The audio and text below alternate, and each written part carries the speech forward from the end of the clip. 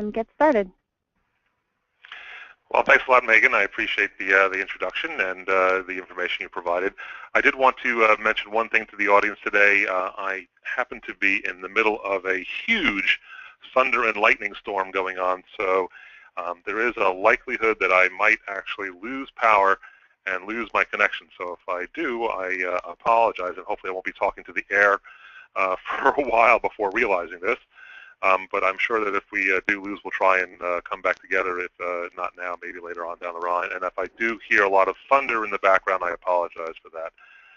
Anyway, with that being said, I just wanted to, again, give you a little bit of a background of myself so you understand who is talking to you and what I bring to the table here. You can see me up here in the right-hand corner, and I have been involved in the informatics industry for greater than 20 years.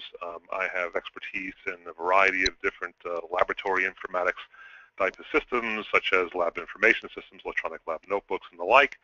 And we're going to go through a couple of these terms just so you can get sort of grounding, even though I'm sure the audience might have this information already. I like to sort of make sure that we're level set in the beginning about what this alphabet soup of systems really mean.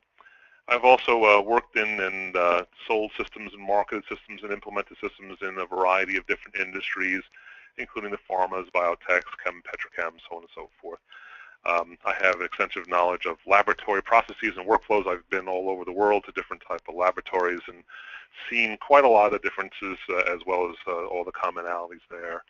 Over the years, I've developed an extensive knowledge set of the IT world, including database structures, network systems, all the kind of things like that. And way back in the early days of my life here, I attained a PhD in chemistry. We're back in the actually analytical chemistry, if it really matters to you, back in the day. So with that understanding of where I come from, let me get a little bit further into what we're going to be talking about today. So here's just the sort of the overview type of agenda. As I said before, I'm going to do a little bit of a laboratory informatics overview just to sort of level set us in what those words mean, where they're from. It's not really the thrust of this particular presentation, in that we're really going to be talking more about holistic informatics strategic planning, and I am going to explain what that actually means to you. And we'll also talk about, sort of go through the process here of looking at what traditional informatics strategic planning was all about, what next gen is, and some of the different type of solutions that can come up with for a fully integrated environment, whether it's single vendor or best of breed. We'll talk a little bit about the pros and cons of each of those. And we're going to sort of get into more of what we wanted to talk about here and present here is the holistic view or holistic sort of aspect of looking at your informatics strategic planning and what that will benefit you as a business and where that can take you. We also will go a little bit over when to begin, and one of my favorite topics is managing change. There goes that thunder again. And we'll have plenty of time at the end, hopefully, for some Q&A.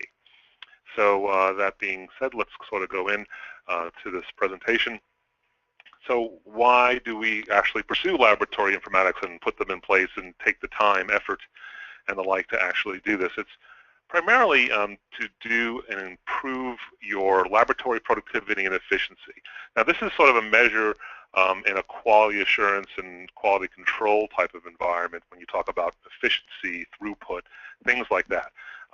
So actually, out of curiosity, let me take a quick survey. I love using the little survey that we have here. So for those of you who are actually in a manufacturing quality control type of environment as opposed to a research and development type of environment, so the QA, QC people type of, or manufacturing type of people, raise your hands so I can get an idea of what the actual makeup of the audience is here. And Megan will be able to get this information to me once you raise your hand and identify yourself. I'll give it a second here. Sure, Ken Howard. And just for those of you who are new to the GoToWebinar platform, there's a little hand-raising button on your panel. Looks like a yellow hand. Go ahead and click that for us if you're in the QA/QC manufacturing environment. We've got some results coming up here. I only have, I want to say, like 10%. 10%, okay. So then I guess I'm going to have to go with the, is everyone else in the, or at least everyone else is still clicking. Why don't we go ahead and do the ops then? So who among you are sort of more on the research side of the house? research and development side of the house. Okay, we have a few hands raised here. Let's give that a second for everybody to come through. I think everybody is sleeping at the moment. Or they can't find that raised hands feature. We have about 10% again, so. Okay, so it's sort of 50-50, which is it's pretty typical of what we get on the actual podcast here, or the like a webcast, I guess I should call it. So anyway, in the quality assurance and quality control type of environments in manufacturing, people often talk about, informatics and automation is to improve efficiency. However, in a research type of environment, it's not usually about efficiency, throughputs, that stuff. It's about scientist effectiveness, and that's sort of a nice way of saying allowing the scientists to do what they're supposed to do, which is do science, as opposed to doing mundane tasks or, bookkeeping type of things and the like. Also, another major push in what you try and do with laboratory informatics is to increase your data as well as your product quality, and increase your information sharing and collaboration. That's more on the R&D side again. Overall, you also want to reduce the amount of paper. Now, we can get into a whole debate about the paperless lab and this whole subject, which I have strong feelings about personally, but can be a very, I guess we'd call it, religious type of topic as to whether it can be fully paperless or not. You also want to reduce errors, and again, from a research and development point of view, you want to reduce your time to market, especially in the discovery areas, and then moving through, if you're in the pharmaceutical world, to producing, your new drug applications and improving things and going forward with that, as well as similar to that, in time to file. It used to be, being able to prove who invented first, but as you know, in the world of patents, things have changed recently in the United States, so that we're first to file as opposed to a first to invent type of orientation.